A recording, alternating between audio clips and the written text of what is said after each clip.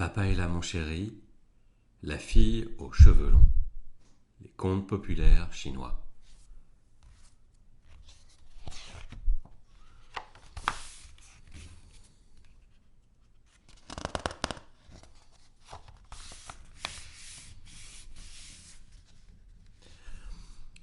Cette histoire se situe il y a fort longtemps dans les régions montagneuses du sud de la Chine où habite le peuple Dong.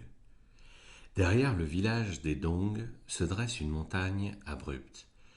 Une fontaine à l'eau limpide et douce coule le long du versant et arrose les champs en terrasse.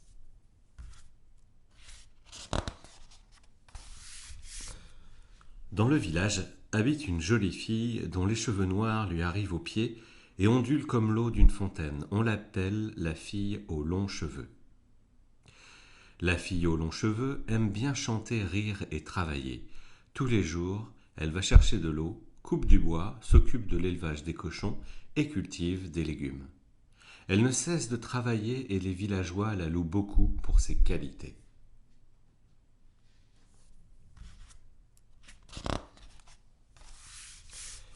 Mais un jour, la fontaine sur la montagne se tarit.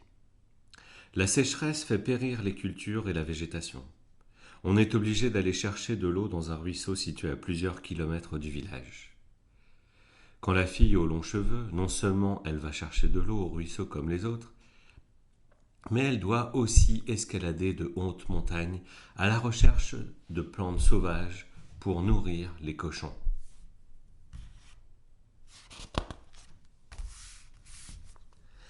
Un jour qu'elle va chercher des plantes sauvages dans une montagne fort éloignée, elle aperçoit au-dessus d'elle un bouquet de feuilles de navet.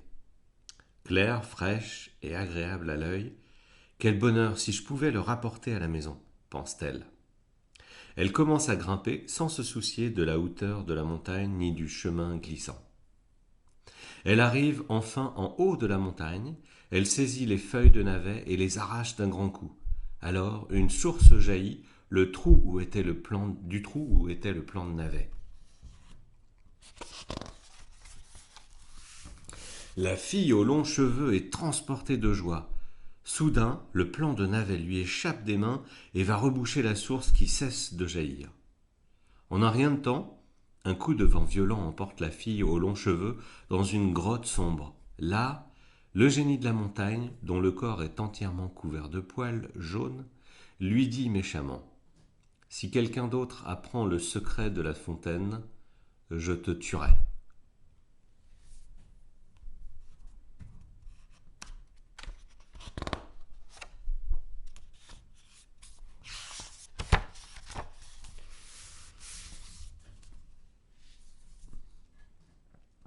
Avant même que la fille aux longs cheveux puisse placer un mot, un nouveau coup de vent violent l'emporte à l'extérieur de la grotte, la soulève dans les airs et la ramène au pied de la montagne. La fille aux longs cheveux, de retour à la maison, n'ose pas révéler aux villageois le secret de la source, mais elle est attristée de voir les terres arides et les plantes desséchées, et les villageois ruisselants de sueur, obligés d'aller chercher de l'eau très loin. Elle maigrit de jour en jour et ses cheveux perdent de leur éclat.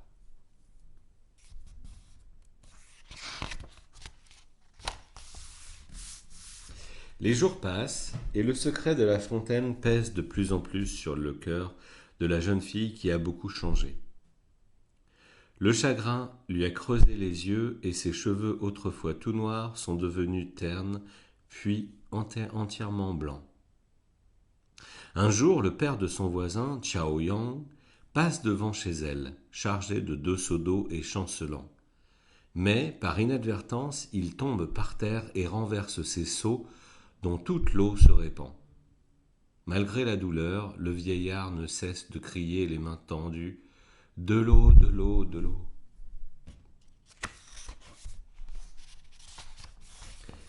La fille, aux longs cheveux, accourt pour relever le vieillard.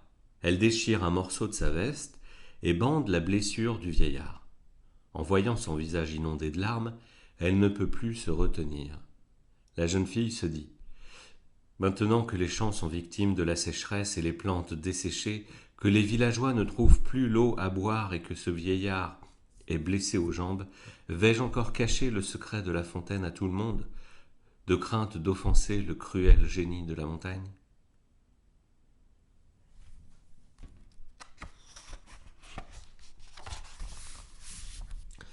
Elle ne peut plus garder le silence.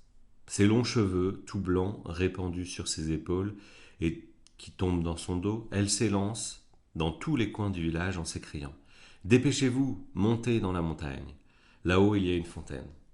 Je l'ai vue de mes propres yeux, et il n'y a qu'à arracher le plan de navet. La fille aux longs cheveux conduit les villageois sur la montagne escarpée et arrache le plan de navet. Aussitôt qu'elle l'a jeté à terre, elle s'écrie: Vite, réduisons-le en pièces, ce gros navet. Aussitôt les hommes brandissent leurs houes et le navet est mis en pièces.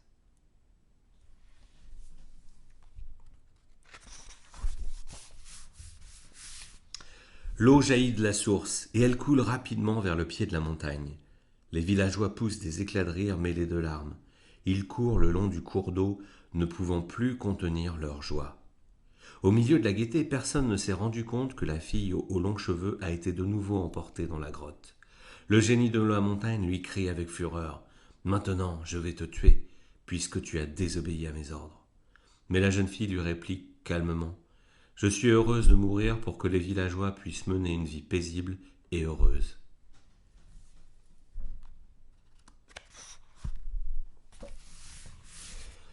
Le mauvais génie se met dans une colère bleue. Il pousse des rugissements de colère. Je ne te laisserai pas mourir en paix. Je me servirai du cours d'eau pour te châtier. Puis il ordonne à de jeunes monstres de la ligoter avec une chaîne en fer et de la transporter près de la fontaine. Les jeunes monstres fixent la chaîne qui l'attache à la source. L'eau tombe avec force sur le corps de la jeune fille et coule le long de ses cheveux blancs. Peu à peu, elle finit par perdre connaissance.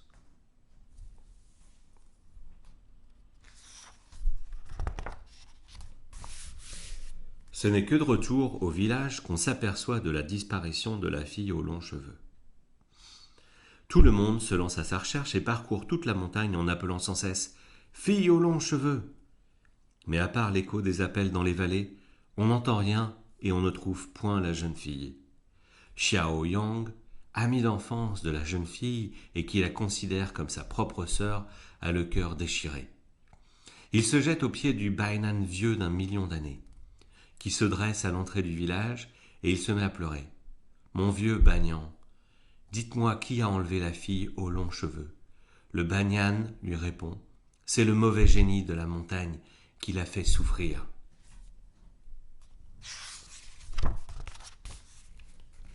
En suivant la direction indiquée par le Banyan, Xiao Yang court jusqu'à la montagne et se jette sur la jeune fille en ne cessant de pleurer. Il tente de la prendre dans ses bras, mais en vain, car elle n'a plus d'humaine que l'apparence. Elle s'est déjà transformée en pierre et fait corps avec la montagne. Xiao Yang redescend en toute hâte. Il veut venger la jeune fille. Quand il passe à côté du vieux Banyan, celui-ci lui dit: Quand tu auras franchi 99 montagnes, tu verras la montagne de l'Amadouvier. Si tu empruntes la flûte magique de la fée de l'Amadouvier, tu réussiras à vaincre le démon.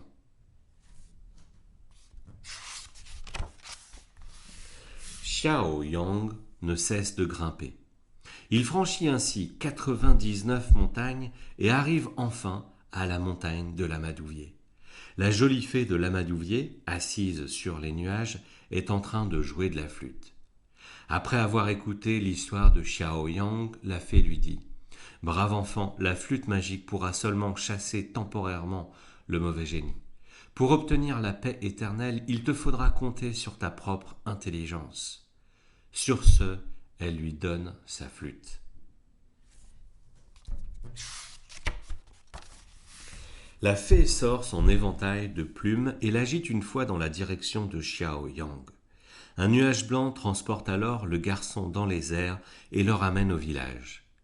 De retour au village, Xiao Yang discute avec les villageois et tous ensemble, ils finissent par trouver une solution. Il décide de sculpter une jeune fille en pierre à la ressemblance de la fille aux longs cheveux et d'aller la mettre à la place de celle-ci pour qu'elle ne cesse de souffrir.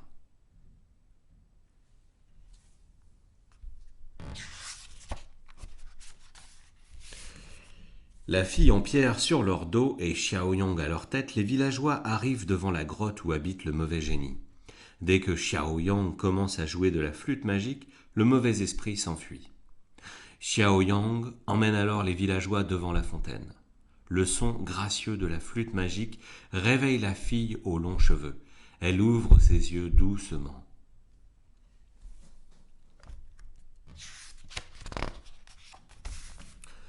Xiaoyang s'élance vers elle et coupe avec sa hache la chaîne en fer qui la retient prisonnière.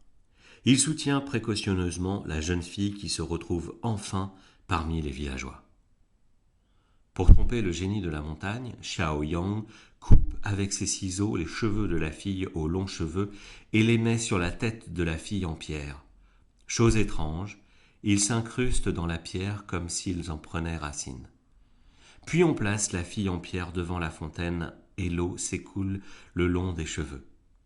On croirait véritablement que c'est la fille aux longs cheveux elle-même qui est étendue là.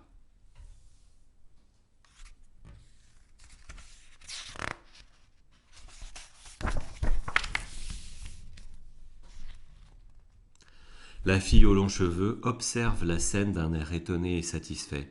Soudain, elle sent un chatouillement sur la tête et s'aperçoit que ce sont ses cheveux qui repoussent. Ils poussent jusqu'à toucher le sol et sont d'un noir éclatant. Les villageois la félicitent. Ah, fille aux longs cheveux, brave fille du peuple Dong, nous ne t'oublierons jamais, toi qui nous as donné la fontaine limpide.